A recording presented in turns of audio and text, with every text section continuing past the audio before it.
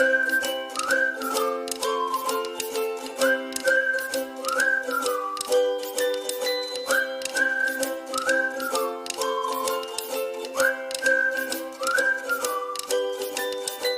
guys, I will help you how to create customers. In order to manage customer data, you have to click on Solace application located on your dashboard.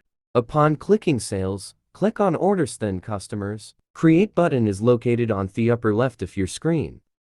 First, choose whether your customer is individual or as a company. Then fill out necessary fields like name, address, and related fields that corresponds to that customer information. You may notice that there are some differences for individual and customer fields like job position, which can only be found in individual customers and title. And you may also add company logo or individual photo. You may also add multiple individual customers under the company by scrolling down to contacts and addresses. Simply click Add. This will automatically create an individual customer upon saving.